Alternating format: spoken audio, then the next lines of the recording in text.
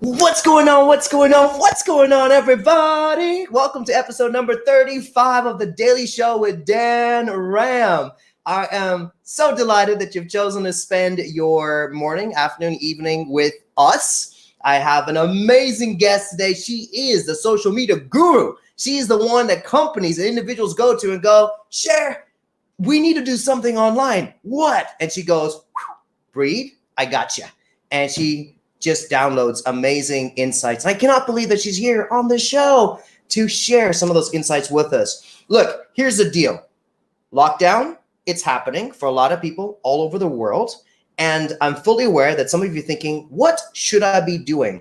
Can I dare to say that probably one of your greatest priorities during the season is to focus on your digital presence? Because after all, more people are viewing you and engaging with you online than in real life at this moment. That's just the reality of it. And so why wouldn't you pay attention? I mean, after all, when you go to a party, don't you figure out your best makeup, your best hairdo, your best outfits?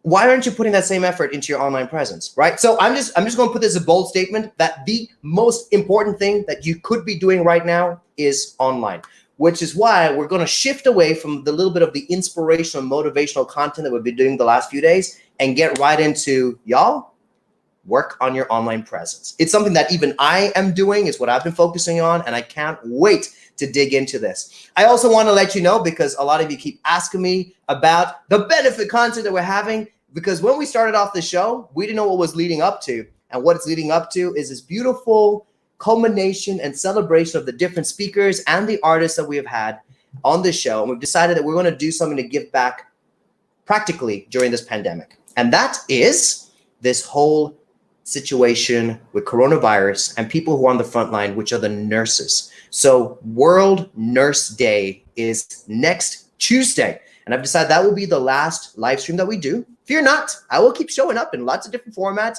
We've got podcasts, we've got other things coming up as well. So you will see me. But we've decided that this version is going to end in a beautiful, beautiful celebration. And I've got Grammy-winning musicians who are classically trained, soul.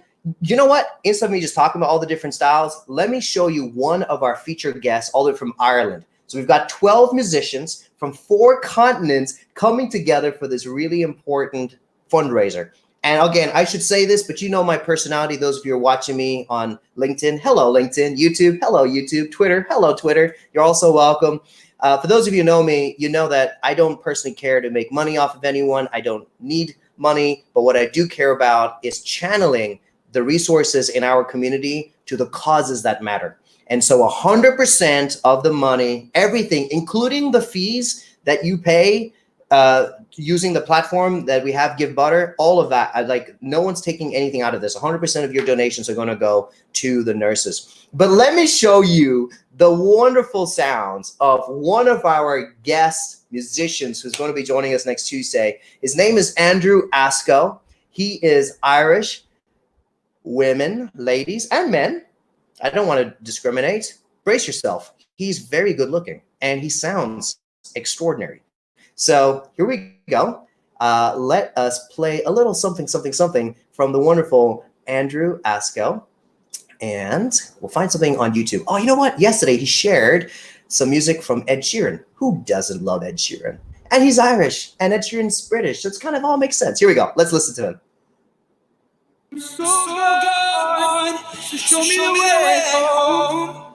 Let's songs, singing about love, the way it goes on.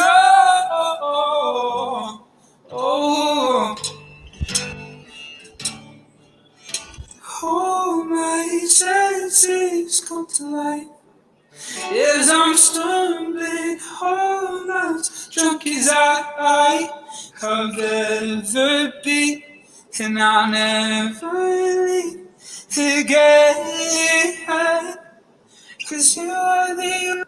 There's never a good moment to end beauty. And I always feel bad every time I like stop.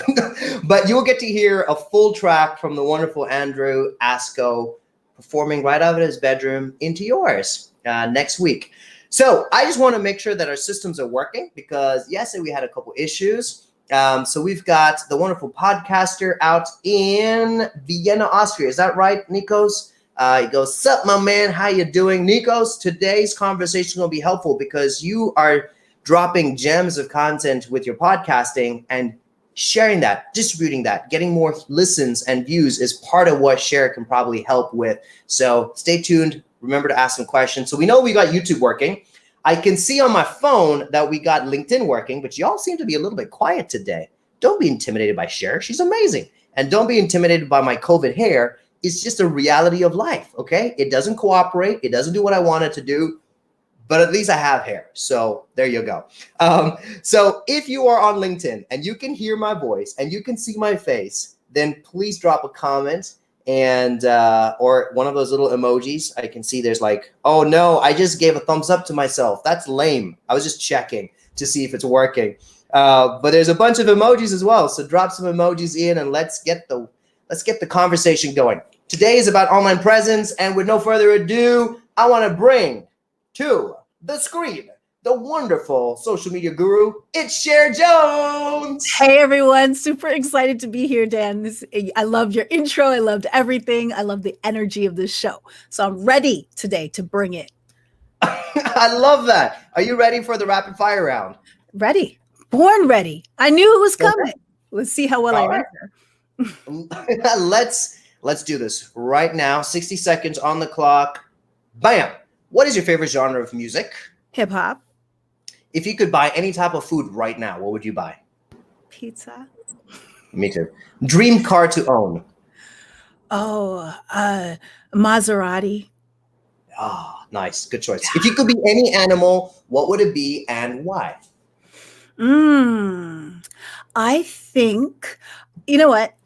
I think a Black Panther. I think that there's just something sleek, sexy, methodical, and they're very pensive. That's me. I dig. What is one thing that you would put on your bucket list? Oh, Hawaii. You know, I've never been there.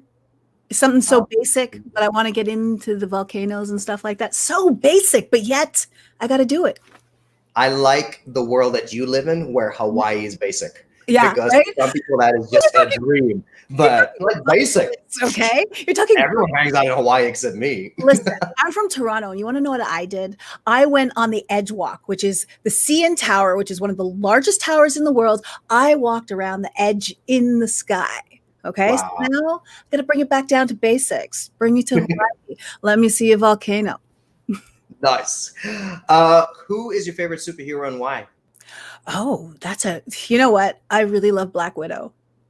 She's just so badass. I'm so sad that the movie got delayed, but I understand why, clearly. But from the minute I saw her in Iron Man, I'm like, that's my girl right there. Nice. We're out of our 60 seconds, but I still want to ask these questions. What is the first thing you do when you get up in the morning? I pray. Nice. Now, what would you do with your 15 minutes of fame? Extend it.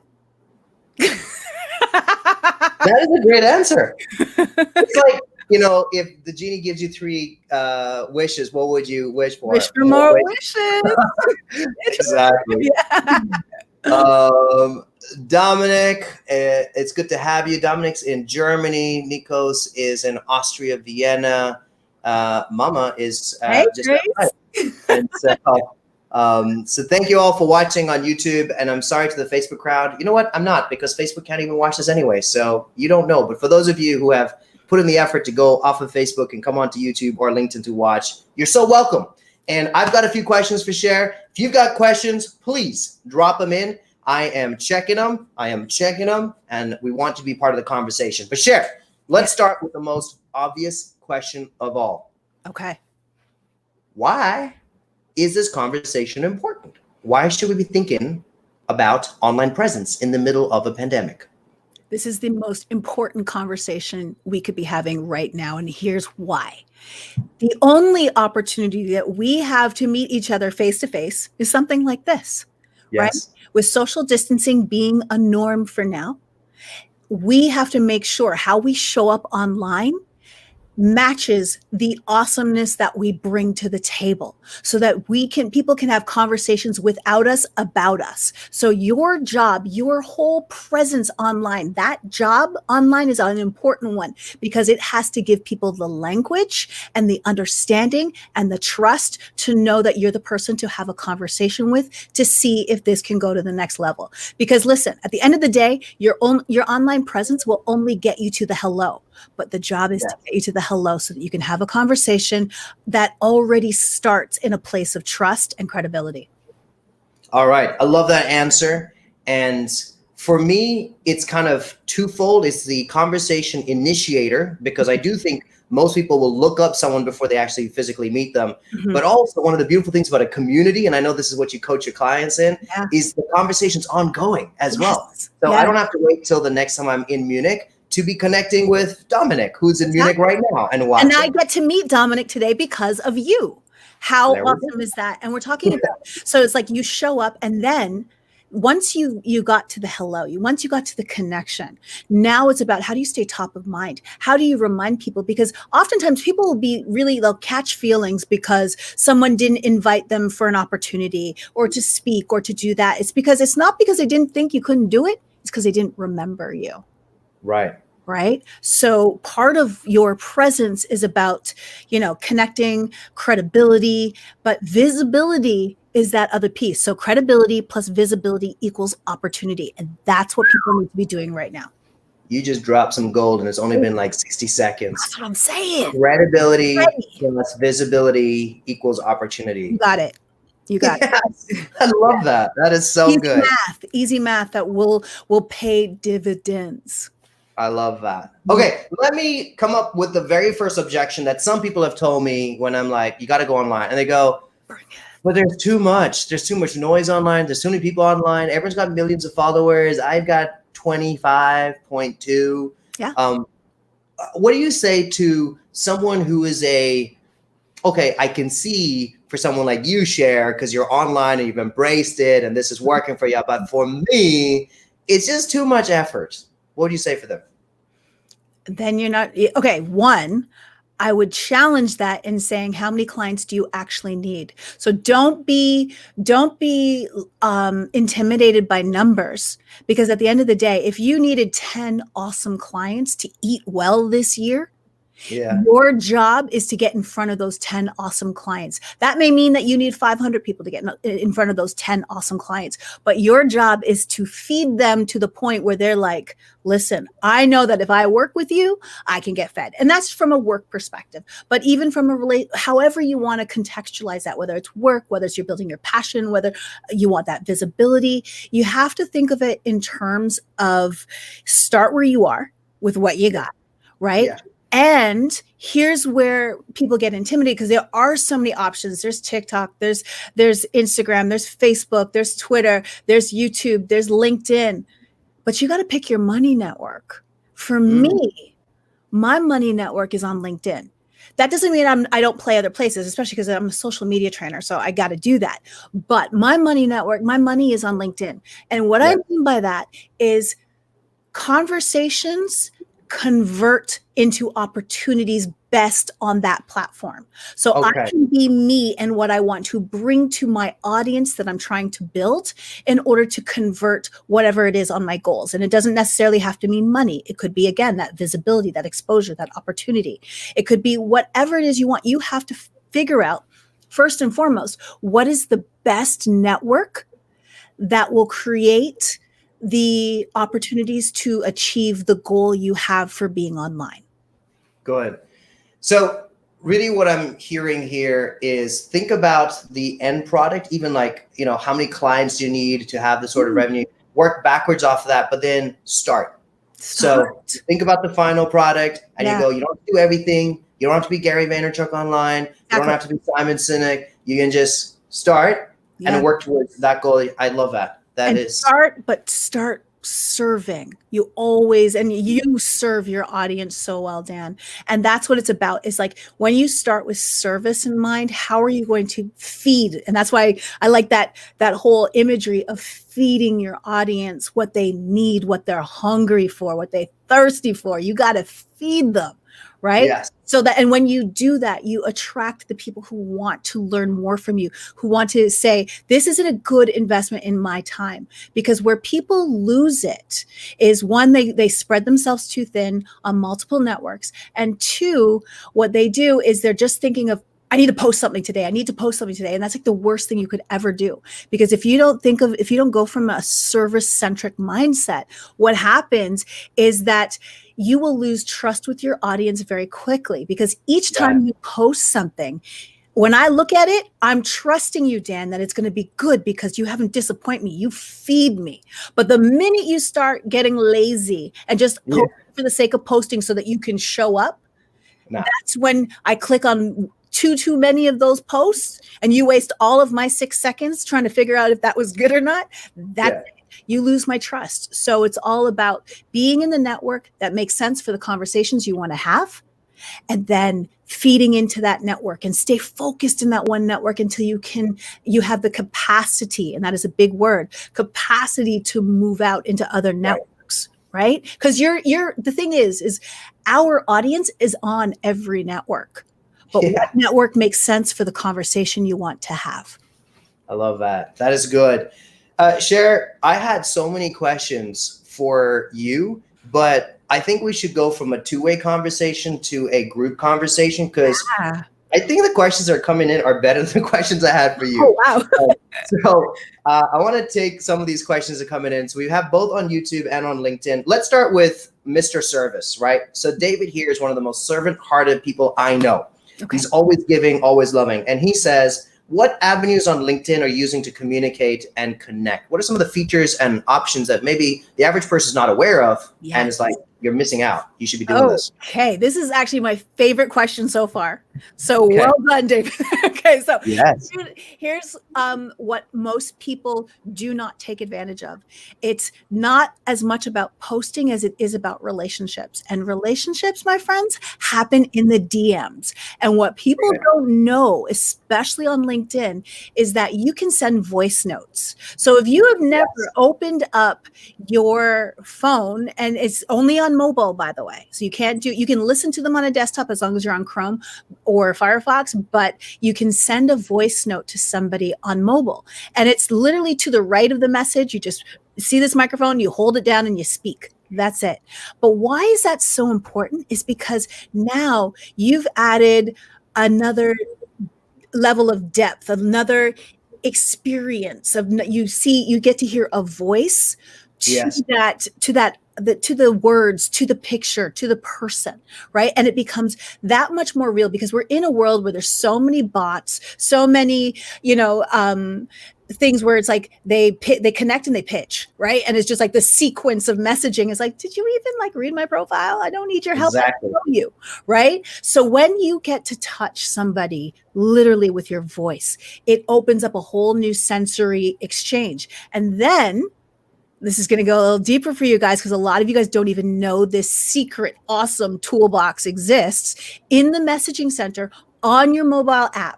So to the right, there's a microphone. To the left, there's a plus button. That plus button will open up a tool tray of 8 different things that you can send people. You can send someone a video of yourself. So you can record them and send a video message to them. You can send your availability to someone. So ultimately, to answer this question, the power is really in the relationships. It's showing up, but it's what you do when you show up and you connect. You build those relationships and use the tools. Tools, Luke. Use the tools. I'm going to admit something here publicly. I love voice notes. Even on WhatsApp and others, I love giving people voice notes. It's personal. They know it's not a copy paste. It's individualized, and I can hear their tone and energy, and they can hear mine. Mm-hmm. But I made a mistake in that I made a promise and I haven't stuck to the promise. And I was doing this conference, virtual conference, and I told people, connect with me. I promise I'll respond to you if I can help you in A, B, and C. Mm-hmm. I did not anticipate the number of people that respond to me. And I am actually I have a little bit of anxiety every time I look at my messages, because there's just so many responses. Mm-hmm. And to pay attention to that many people individually is really a challenge. So if we go from like, let's go beginner, where we're talking about like, let's go online, let's use some of the resources that are available on it, and maybe go to the other spectrum of people that, like me, have been active for a couple of years on 5 different platforms. I'm getting 300-400 direct messages per day on different platforms. Okay. And I really want to give personalized responses. I refuse to let anyone on my team respond. I do not want copy paste answers. I have to respond. What are some smart ways to keep delivering value, keep being available, and not, because my job is not being online. Exactly. And so I still need time to do other stuff. So how do you intelligently engage if you are kind of like, you're doing it, you're active, you're consistent, daily posts on most channels within reason. We've kind of studied the algorithms, which ones like more, but how do someone like me level up, and others who I know are watching who are like consistent with their content? What can we do now to go to the next level? Okay, so one of the things from your inbox woes, like one of the things that you might have to do as far as responding is getting your team to go through your DMs in the sense of looking for all the questions and theming out your questions that could turn into content. Right? Okay. Because now you can start to address, and you could even by name call out some people, especially if you're doing video. I know that Chris, Jennifer, and this person have been asking me about this, and so I wanted to answer this question for you guys, right? So you can do something like that so that they feel heard, and then also your audience will understand, especially when they feel that you're being responsive. Guys, I love you guys and I appreciate your messages and I do see them come in. I just can't respond to you all individually. So what I do is I use them for future show topics. I use them for this. Like sometimes you gotta, for yourself, give yourself permission to work at your capacity. And your job is not there to respond to the messages. So but it also gives you like just a groundswell of like what the conversation is happening so that it can inform your content. So what you can do. And then while your team is kind of like going through your messaging, they can flag ones that, hey, I think this is one that you need to respond to personally or whatever, so that it allows you to work. Because at the end of the day, you can't impact on the level you want to impact if you're stuck in the weeds. You just So you've got to leverage the people around you so that you can do it more effectively. And I've noticed even for myself, it's harder and harder to respond to everybody. And I do as much as I can, but sometimes you can't. So it's like, well, how can I still serve in a way that will help these people? And also you can anticipate content that way and create that way. I love that. We've got a question from my newly employed social media guy. First, you need to tell him what we talked about backstage about third parties. And posting. And the second thing he says is, what do you think is the retention rate of the hello, and how can one make it more impactful? It's ongoing. So that hello, so that connection is one thing. We say hello to people on the street we used to say hello to people on the street every single day. We go to an event, we talk to people. We went to an event, we talk to people. We say hello, right? You got all these business cards in a pocket. It's literally the return on engagement, the return on effort. So what you can do, one of the things that I think, and it's systemizing how you're using social. There's 2 things that I'm experimenting with right now. So I use a Trello board, and Trello is like a project management, a free project management system that you can upgrade and all that kind of stuff. But what I've started to do is I've created different lanes for, people I want to build closer relationships with. Like there's an opportunity for us to co-create content with, like you, Dan. So you would be on that list, right? Collaborators, right? Collaboration opportunities, right? And then there's my clients. I have a lane for my clients. So I have all their names there. Then I have names for people who I think there might be an opportunity for us to work together in the sense of me serving them. So they potential clients, leads and prospects. So I have that. And then there's people who are socially active. They're just there. They're great people to be in my network. So I want to make sure that I stay above. And I have this board set up. And then my clients as well. And then I have this board set up so that I'm always intentional about remembering the people that I need to be more intentional about, because that's what happens. The quicker you build your network, is the easier it is to forget about all these awesome connections you have, and they require work, right? They do. And then there's another system that I'm invested. It's a CRM, but it's a social CRM, and it's great for individuals, especially as you are building out. It's called Nimble, and it allows you to track the conversations and keep it in files. So I'm looking at that as another option as well, that maybe this is the way that I'm going to track these relationships, because at the end of the day, getting back down to monetizing, and I want to use monetizing in a loose term, so not just from a money perspective, but from an opportunity perspective, whatever that may be. To monetize, that monetization comes through relationships and trust and credibility. So you have to be there. It's beyond the hello. It's nothing, because we say hello all the time to people. It's what do we do past that? Absolutely. Cher, you and I need to talk about this backstage at some point, because I love CRMs. I think they're very powerful, but I do not like the $ that is forced on every contact. And I think my network is so much more powerful than the money I can extract from individuals. And so for the longest time, I've understood the power of CRM, but been dissatisfied with the focus on sales. And so I'm actually working on building a social CRM. So for the last couple of years, I've studied all the different options out there.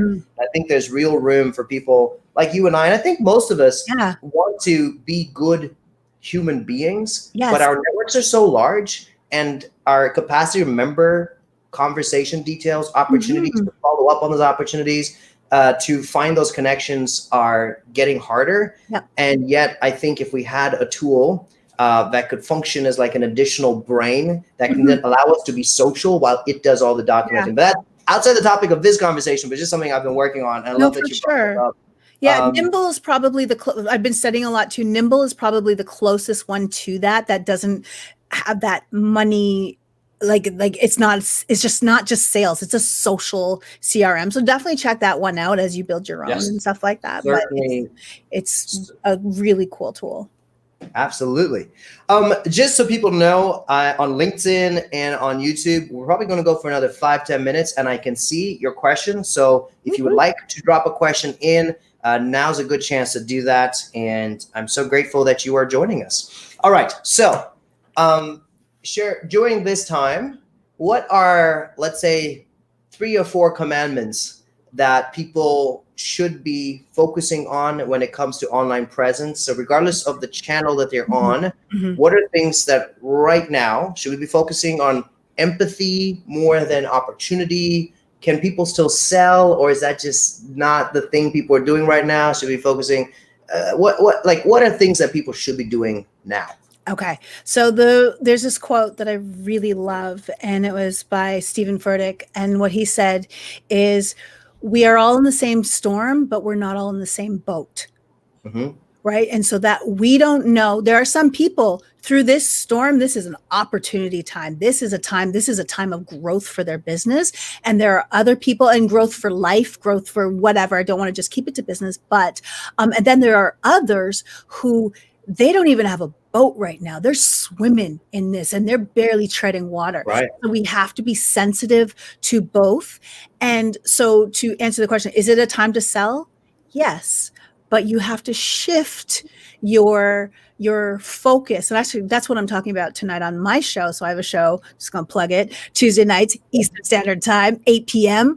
on LinkedIn and YouTube. So come check it out. But anyways, what I'm talking about, is this the time to sell, or how do you sell yourself well without selling hard? And that's what I'm talking about tonight. And one of the things that people need to recognize is the fact that if you sell through service, if you sell through identifying how you can help somebody, and also not going in hard with the sell, because that's where people are getting it wrong, because that smells of desperation, right? And it's not service centric. You're not thinking about that person, right? You're just thinking about closing. When you're thinking about how can I serve you, and know that sometimes the relationships you're building might not convert until next year, and that's okay, because it will happen when it's supposed to happen. But the best way to sell yourself is through, and your knowledge and your service, your products, is through sharing your expertise and how it can help in context to who it's designed to help. And they will come They will come, but then it's about building the relationships. And it's not, I've seen, there's one example that I talked about a couple weeks ago on a webinar where it's like, if you have products to sell, best believe there are people who will buy it. Not everybody is broke. Not everybody is hurting. And there's some people where it is a necessity and they have to budget for it. But it's, again, coming with the, hey, just take a look. And, you can do some window shopping, or if there's something you need, we can help you. So it's softening the language and the positioning around selling and taking a very empathetic approach. I dig. That is really good advice. Really, and I think the biggest thing is giving yourself permission to accept that times are tough, but this can be a season of growth. Because I think a lot of people feel that they have to hide and they have to be hermits and they have to be isolated and they have to not sell and not grow and not build and not share and not laugh and not smile. I think it really starts with like going, like you're saying, well, on a different, with the same storm, different boats. Be sensitive, but also appreciate the things that you do have, and then don't be desperate and go out there and build the relationships. Yeah, I love that. Because Dan, let me tell you right now, for me, because of the work that I'm in and the importance of how, because I focus, whether it's for a company or for an individual, whether you're a leader, entrepreneur, whatever, I focus on the personal brand for business. So how you use social media and how you show up for work online. Yes. So that's my focus. And let me tell you, my business is really, I'm busy. I'm busy right now. So all I'm saying is this proof to me is like, there are people with budgets, like not every, like you can't sell to your own pocket, right? There are people with budgets and there's people down the road that you are impacting them now in the way that you serve them. And don't be afraid to just give it away, right? Because everything I talk about, while I am packaging it in a certain way, and that's really what people pay for, everything that I know, even though I've been doing this, I'm a pioneer in this space. Like I've been doing this since 2013, full time as my job. Everything I talk about is online. Yeah. Everything. You can Google your way, everything I say. But why people pay for you as the expert is the fact that you are packaging it and applying it and contextualizing it to that individual. And that's why they'll want to work with you, because you can get them there faster. I love that. That is very true. Speaking of which, for those of you who are interested in knowing more about Cher Jones, that is your website, correct? Sociallyactivetraining.com. You'll find out more about some of the trainings that she does. She's also got this thing called the A-List. What is on that newsletter group? So this is where I'm letting people know what's going on with my weekly broadcast, because all I do in my show, so I have a show called Just Ask Cher Live, and all I do every single week is I give like just information. I literally give away what I teach, what I work with my clients. Do it every single week. The action and the conversation happens on LinkedIn, but it's restreamed to everywhere. And if you wanted to check out some content, go to my YouTube channel, just search Cher Jones. I'll show up. Search #JustAskSher. I'll show up. You will find me. And I have a wealth of things that can help people. And I give every week because it didn't take Corona to do that. That's just the way you got to be in order to build this opportunity. I love that. Cher, thank you so much for making my evening and for joining all of us around the world. It's meant so much to me to have someone like you on the show. And thank you for doing what you do. Thank you for having me. And thank companies you. And for individuals and for small-time live streamers like myself. So thank you for being on the show. Can you hang out backstage? Let me say goodbye to these lovely folk, and then I'll be with you. All right, so that was the amazing Cher Jones live to your homes and some of your offices as well, which is great. I'm delighted that things are maybe normalizing. I want to let you know that next Tuesday is International Nurse Day, and so we are doing this benefit concert, which you will see at the bottom of the screen. I also want to let you know that tomorrow we have the amazing Garen, who's going to be on the show. And if you don't know Garen's story, I don't even know where to start. He was homeless. He was imprisoned. He is a transformation coach. He's someone that believes that if you change your mind, you will change your entire life. And so that's what we're going to talk about tomorrow. It's like, how do you change your mind? What mind should you change to? What are good mindsets? What are bad mindsets? What influences that? So come ready with some questions. Come ready to engage. I am so grateful for each and every one of you. I always end with this because I believe it completely. Today is a gift. Don't be afraid to start now. Start simple. And we'll see you tomorrow. Goodbye.